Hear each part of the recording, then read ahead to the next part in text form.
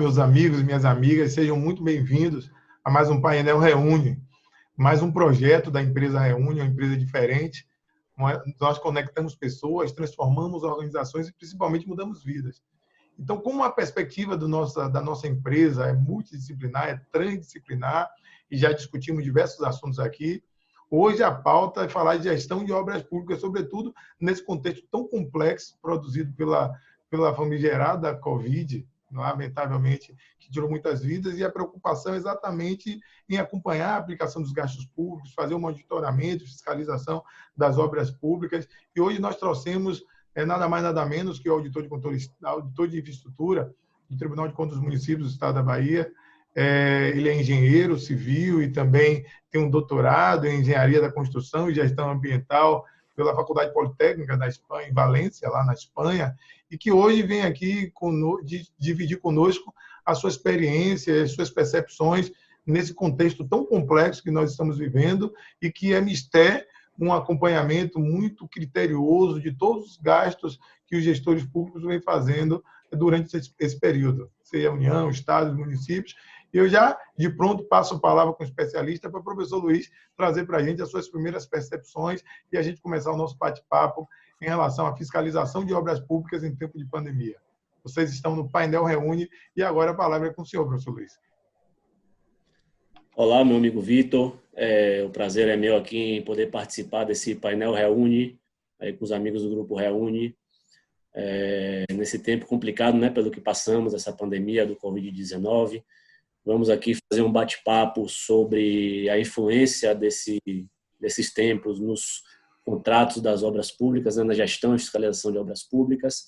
Nós vemos aí, nós dois que fazemos parte aí dos órgãos de fiscalizações dos municípios, percebemos aí que diariamente, praticamente aí todo dia temos atualizações legislativas aí, novas leis, medidas provisórias. Então, o mais importante nesse momento, tanto para nós quanto para os gestores que estão aí encarando de frente aí o problema, é estar atualizado. Você não pode fugir da raia, você tem que estar atualizado. Às vezes eu vejo algumas lives aqui numa noite, na manhã seguinte já saiu uma decisão que contrariou aquilo que foi dito. Rapaz, não é brincadeira. Então, é ação e muito estudo. Eu lembro da live de ontem que você comentou que tem uma tabelinha de medidas provisórias. Eu estava com tudo rabiscado aqui no papel. Depois que eu vi sua live, eu resolvi organizar aqui no computador com as telas abertas aqui para pescar, porque é tanta medida provisória que não é brincadeira. Verdade. Mas aí, começar esse bate-papo aí, falar sobre gestão e fiscalização de obras públicas e tentar esclarecer algumas dúvidas aí, tanto com relação à parte de gestão quanto de fiscalização e da parte, inclusive, da própria execução das obras, né? No contexto municipal, estadual, federal, o que quer que seja. Muitíssimo obrigado. O papo vai ser muito bacana, professor, com certeza. Mas eu já quero começar. Existe uma série de questões em relação a compras públicas de modo geral, mas no tocante às decisões, às legislações que estão em vigor, na sua percepção, quais seriam as mais importantes ou algumas, se o senhor pudesse citar, em relação aos contratos de obras e serviços de engenharia que atualmente estão em vigor e os seus impactos, sobretudo nas administrações públicas? Perfeito. Excelente colocação.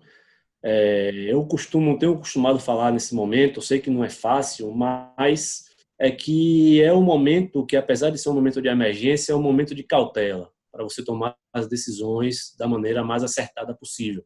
Então, é um momento de você agir com a inteligência emocional suficiente para encarar essas adversidades que estão sendo aí colocadas a cada dia na nossa frente, né? Principalmente por parte da gestão de obras públicas, que está aí muito na linha de frente de atuação para combater essa situação pela que estamos vivendo. Então, antes de mais nada, com relação à cautela, é de fundamental importância que os gestores, como um todo, elaborem a sua matriz de risco dos seus contratos. Eles têm que fazer uma gestão de risco dos seus contratos para, a partir daí, tomar as decisões pertinentes em cada caso concreto, porque cada contrato específico que ele vai ter, seja de obras públicas, de fornecimento de material, de mão de obra, o que quer que seja, ele vai ter que tomar algumas decisões, porque agora a prioridade é o enfrentamento da pandemia. Claro que sem deixar de lado as necessidades básicas da sociedade. Então, por isso, a importância dessa gestão de risco.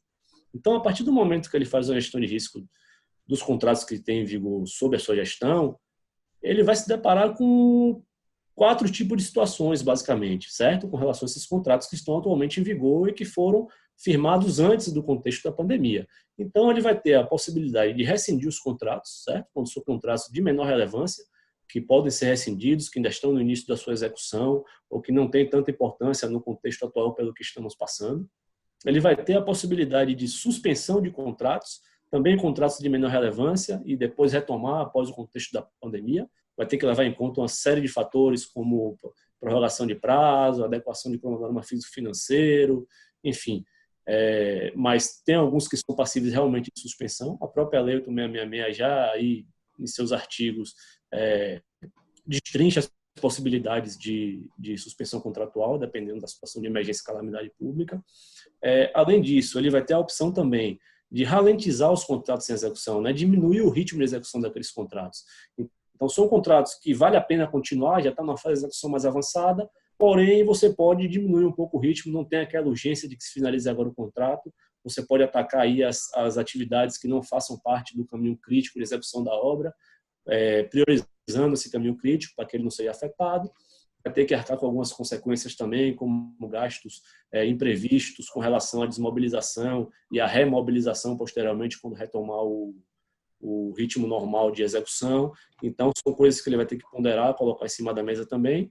E a quarta opção é a de manter a execução contratual nos mesmos termos que vinham ocorrendo antes da pandemia. Claro que esse mesmo termo nunca vai ser exatamente como era antes, né? A gente sempre tem visto falar aí bastante desse novo normal.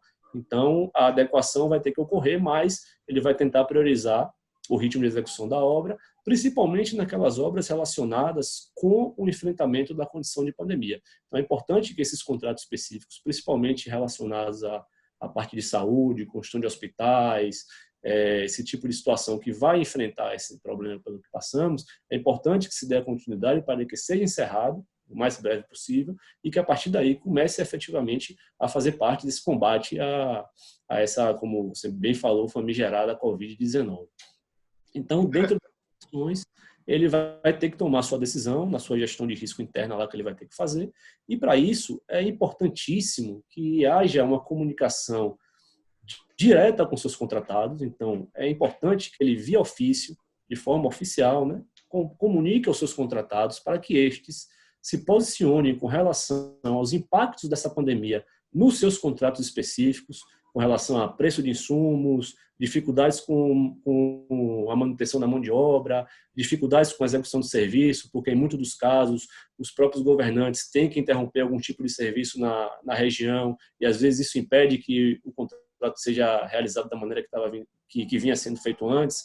Então, e além disso, é importante que também os gestores solicitem aos contratados que façam uma memória de cálculo específica com relação a todos esses fatores que vão ser influenciados nesse contexto de pandemia, certo? Insumos que estão com preço mais elevado, situações em que o preço realmente baixaram, para na hora de você fazer o equilíbrio, você colocar e tirar aquilo que tem que ser colocado e tirado. Você tem que ter a consciência de que agora não é interessante que você inicie serviços que você sabe que vai ter necessidade de repactuação econômica financeira. Por quê? Porque isso tem que ser demonstrado com a memória de cálculo, com justificativas técnicas, para que lá na frente isso possa ser justificado, tanto para o gestor, quanto para os órgãos de controle que vão atuar na fiscalização desses recursos. Então, é importantíssimo que seja tudo documentado, seja esclarecido, seja pautado em documentos técnicos e memória de cálculo, para poder, assim, justificar as suas atitudes com relação aos pleitos futuros. Porque não adianta você fazer agora determinado serviço da sua cabeça, imaginando que deve se fazer agora, para lá na frente tentar conseguir esse reequilíbrio, porque a fatura vai chegar e às vezes vai ser mais complicado você conseguir lá na frente. Se você embasar, você facilita o seu trabalho e você facilita os olhos dos órgãos de controle a enxergarem aquilo que você teve necessidade nesse momento. Então, é importantíssimo que você tenha um lastreamento aí técnico e comprove todas as atitudes que você vai tomar diante do contexto atual. Isso serve não só para a Covid, isso já é um tipo de atuação que deve ser feito em qualquer contrato, principalmente numa situação como essa, que a gente vê que diariamente as condições estão mudando aí de acordo com diversos fatores que a gente vê se atualizando aí no dia a dia. Eu acho que se você tiver um pouco de gestão de risco, cautela e empregar os recursos públicos da melhor maneira possível em cada contrato que você está gestionando, eu acho que essa equação, no final das contas, vai ser melhor para a sociedade, vai ser melhor para a própria gestão e para o interesse público, que é o fim primordial de que todos nós buscamos, né?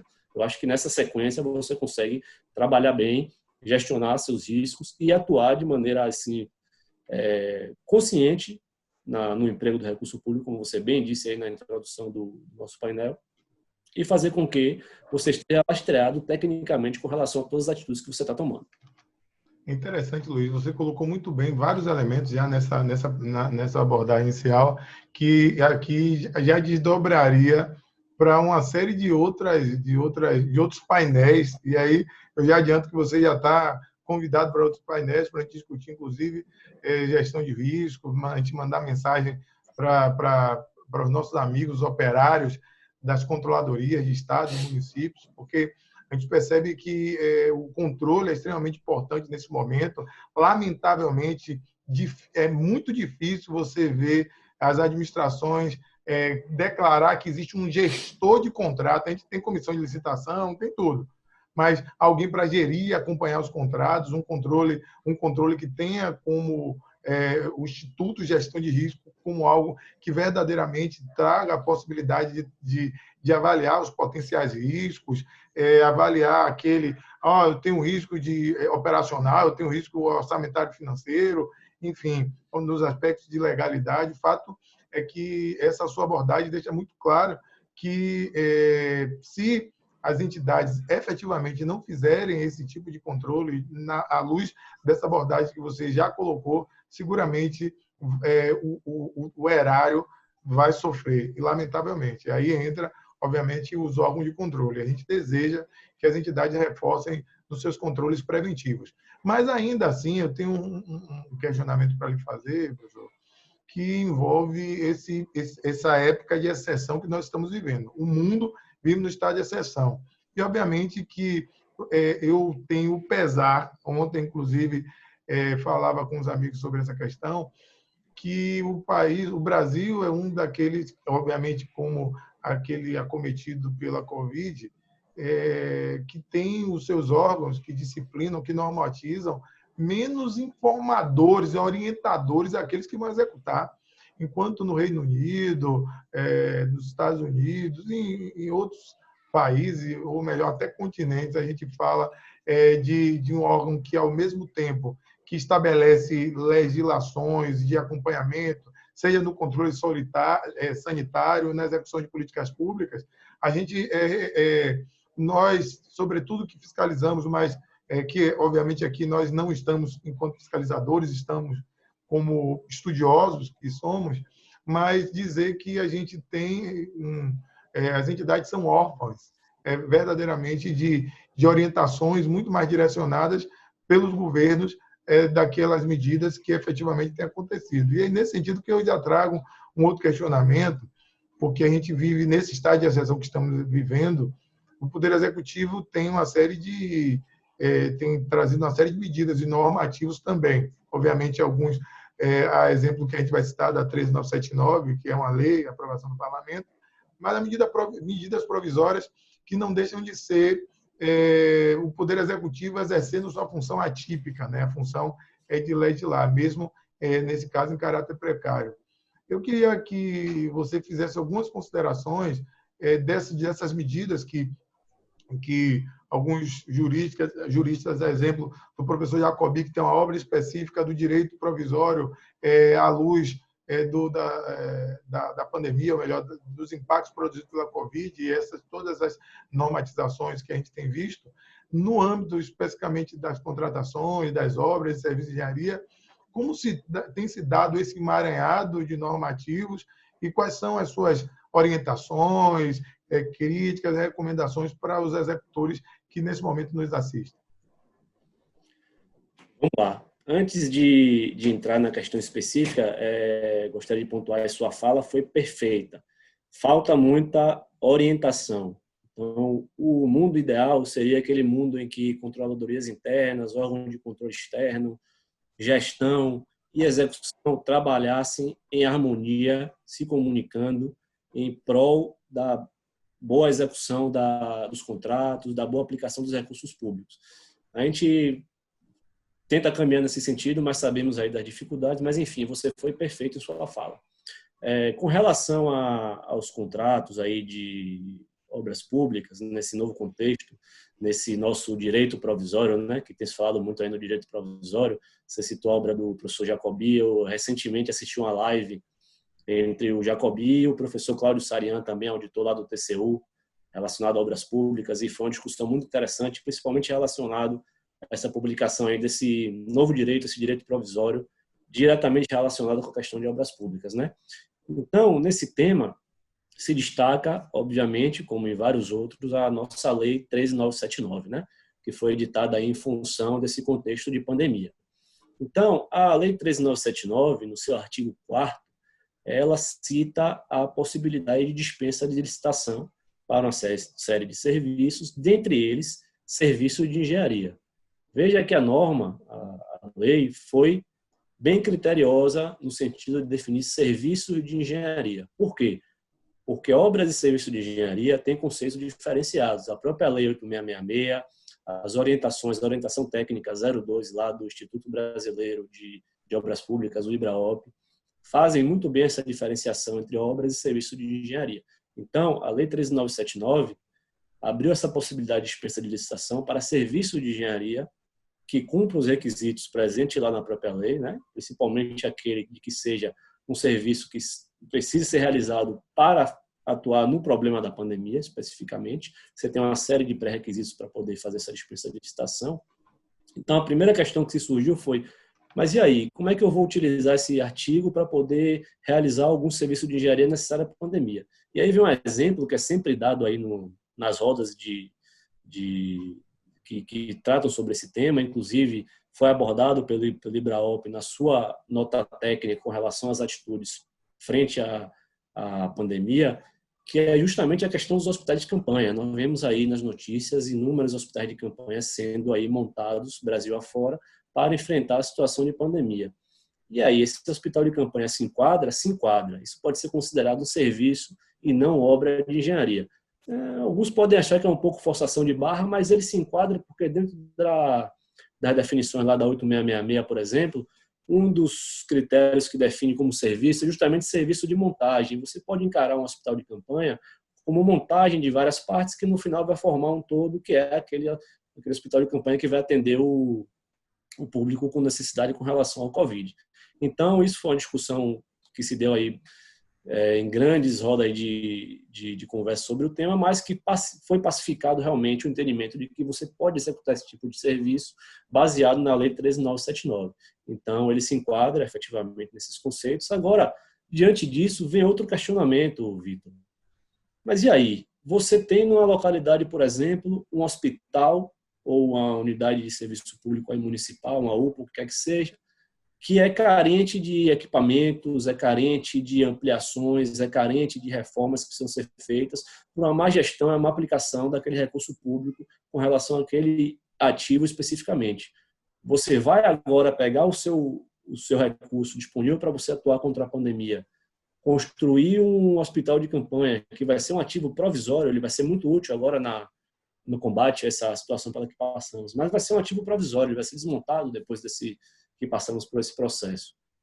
Em contrapartida, você poderia alocar esse recurso também nesse hospital que carece lá de recurso público, que vem sendo mal gestionado com relação à sua capacidade de atendimento. Muitos hospitais estão aí com defasagem de leitos, espaço não ocupado, maquinário que não foi entregue, enfim, você pode utilizar a inteligência de aplicar esse recurso num ativo que já está lá e que, mais que isso, além de te ajudar a encarar esse momento pelo que passamos, vai servir de legado para a sociedade a posteriori.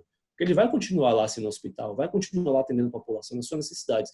Então, é importante que se tenha essa consciência para se aplicar os recursos da melhor maneira possível. Claro que em algumas situações vai ser necessário sim o hospital de campanha.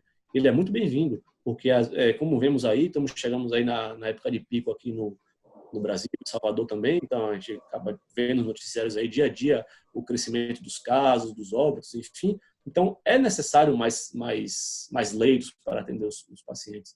Mas, antes disso, vamos equacionar e aplicar da melhor maneira possível para que a sociedade consiga, como é que se diz, consiga usufruir disso, não só nesse momento, como legado posterior, né? Então, você tem que ter esse cuidado.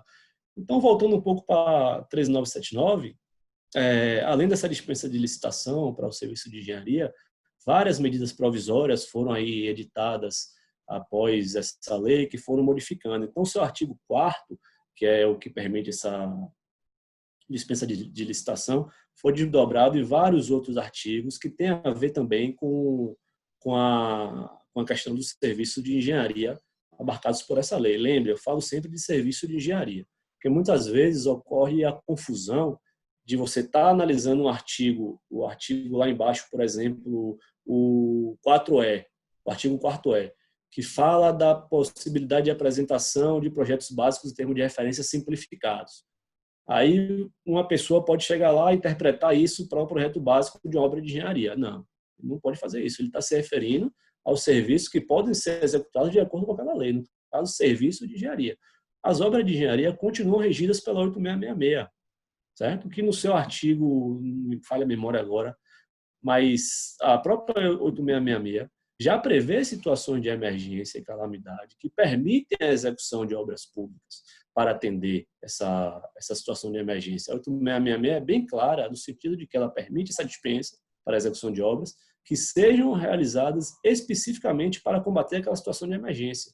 E ela limita a execução dessa obra a 180 dias. Então, você não tem mais para onde correr, você não pode prorrogar. Você tem 180 dias para fazer aquela obra e tem que ser uma obra que esteja diretamente relacionada com a situação de emergência. O que não ocorre na 13979, que o serviço que você conseguir executar por dispensa de licitação baseado na 13979, você tem também um prazo de 6 meses, que ele diz lá nos seus artigos, porém esse prazo é prorrogável até o momento que dure a situação de emergência. É um pouco diferente o conceito, mas é importante ressaltar que as obras continuam sendo abarcadas lá pela 8666. Então, é possível, sim, você fazer uma dispensa de licitação para executar uma obra que vá atender a questão da pandemia, mas baseado na nossa conhecida Lei 8666.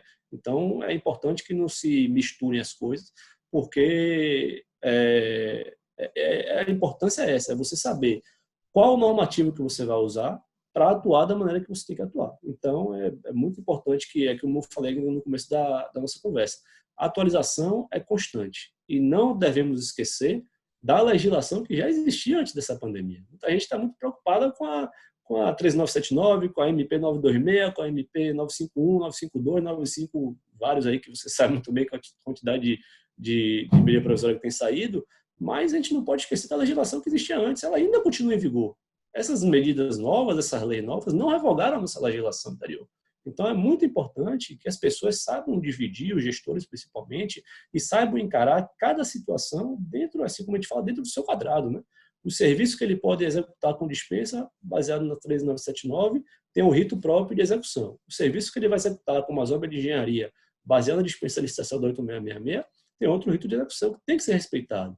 E isso vai ser visto lá na frente, ou de forma concomitante, pelos órgãos de controle. Eles vão estar atentos a isso, porque eles também vão estar atualizados com esse direito provisório, mas eles não vão perder a base legislativa anterior à pandemia. Então, tem que ter um pouco de cuidado com relação a isso. E as conversas que vêm sendo realizadas nesse sentido sempre fazem questão de que se atente para essa situação.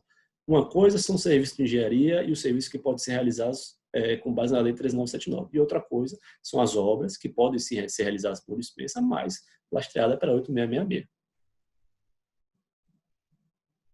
Perfeito, Luiz, perfeito. E essa abordagem que você falou, muito equilibrada de muitas pessoas que interpretam a norma ou executam, querer trazer como ineditismo, desprezando aquilo que já existia, né?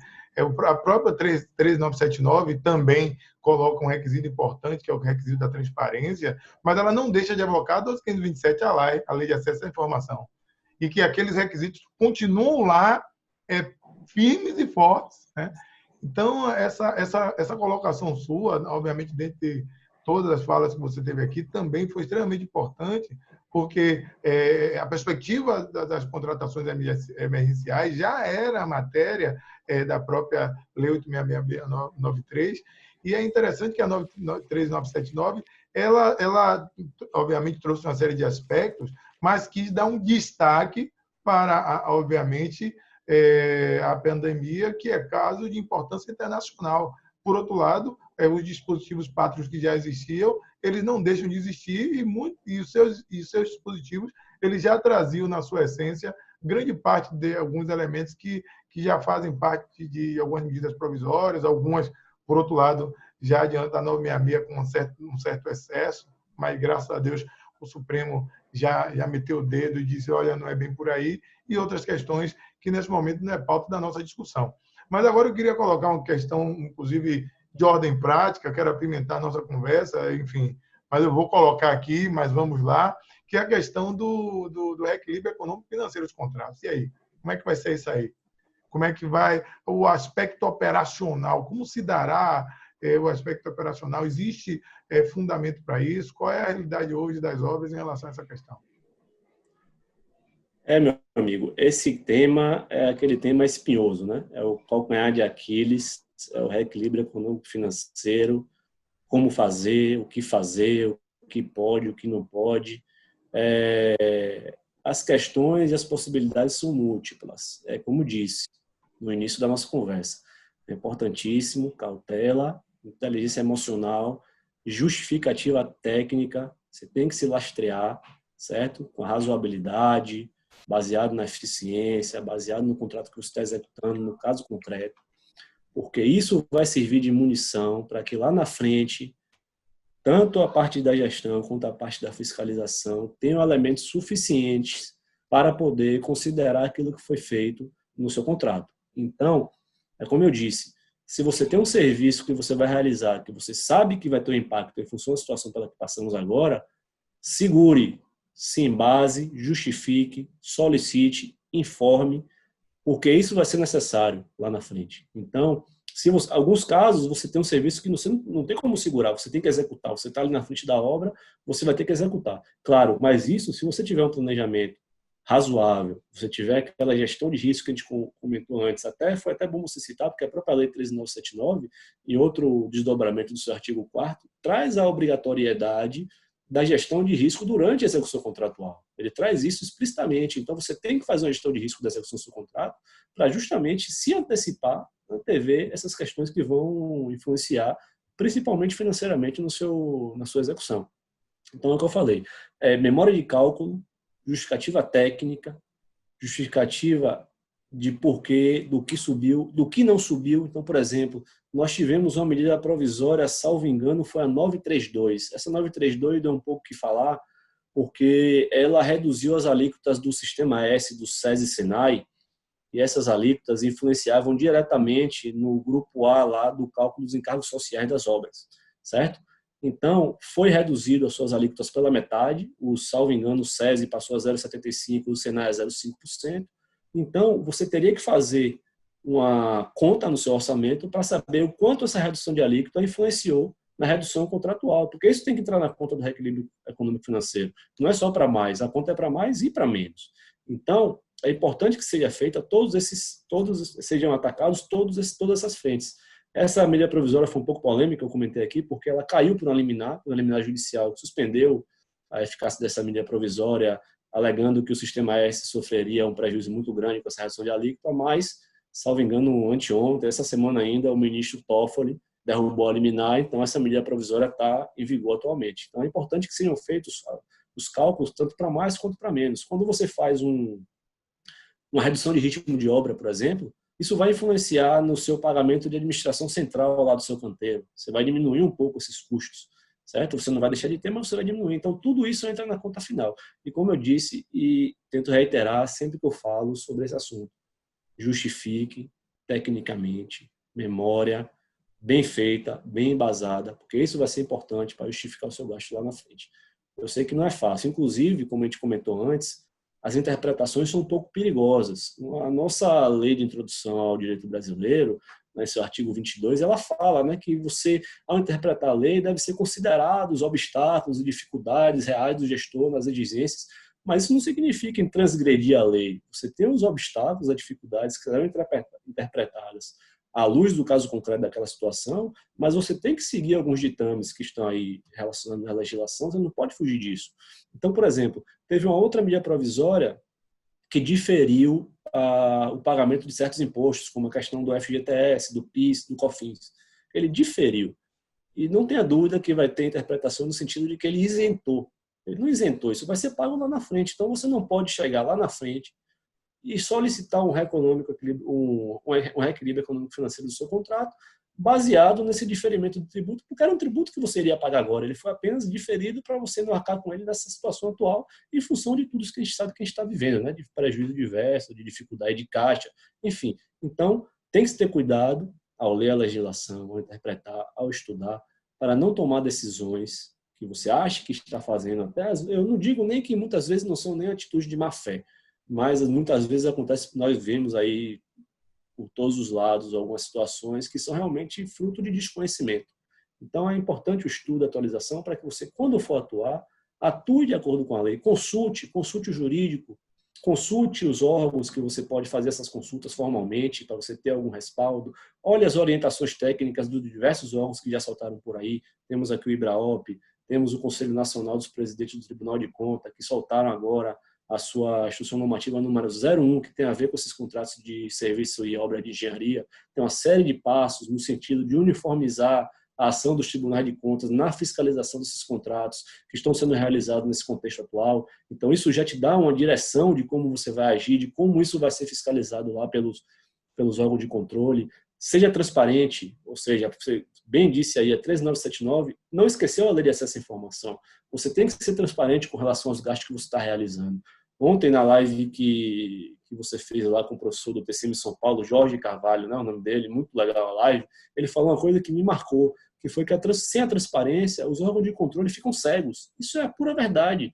Se você não tiver o requisito ali da transparência dos gastos públicos bem feito, que é um dever legal do gestor proceder dessa maneira, é complicado você fazer um controle depois dessa situação. Então é importantíssimo, os vários tribunais de contas já disponibilizaram seus painéis Covid para os jurisdicionados entrarem, declararem os gastos que estão sendo realizados nesse contexto. Inclusive, muitas coisas já foram levantadas no momento. Tivemos a questão aí que vimos na mídia de respiradores comprados por 50 vezes mais, o que um órgão comprou, o outro pagou 50 vezes mais pelo valor. Então, isso são situações que não são concebíveis.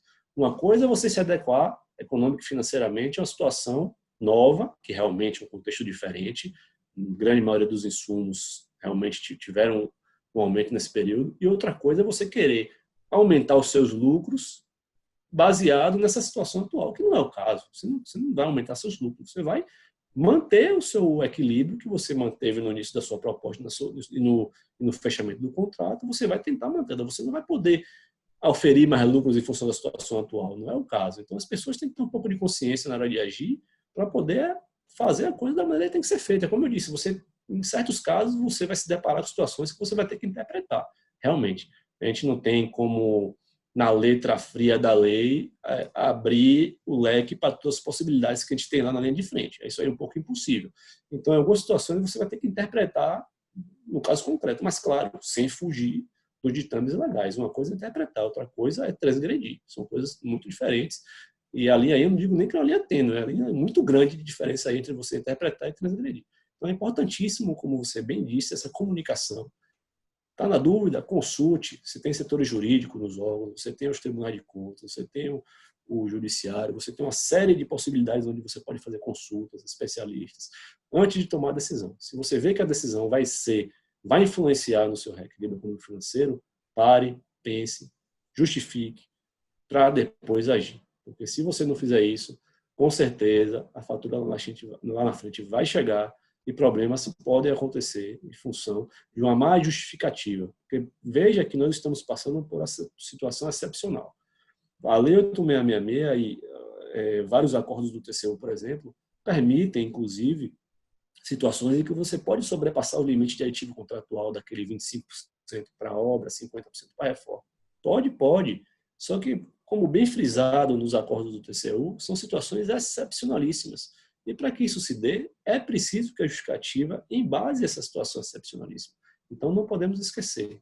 Fica até um pouco repetitivo, mas é justificativa técnica, embasamento, demonstrar eficiência, demonstrar o gasto correto do erário, demonstrar que você está aplicando aquele recurso público da melhor maneira possível, com o fim final, que é o fim social, né? Então, isso tudo é importantíssimo, tanto para a execução atual, quanto para a gestão, quanto para a fiscalização depois. Eu acho que se a pessoa pensar um pouco por esse lado, já ajuda a se sair um pouco melhor nesse contexto aí tão conturbado, né? Tão complicado pelo que estamos passando.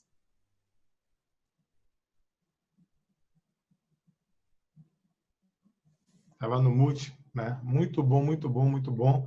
É uma aula, né? Você deu uma aula aqui agora nessa abordagem. Eu tenho me preocupado muito e essa minha preocupação termina sendo uma concordância para esses cuidados que você bem colocou e que muitas vezes as administrações, ou por falta de estrutura, ou por desconhecimento, ou por desleixo, não têm. O que lamentável é que o cidadão termina sendo grande prejudicado.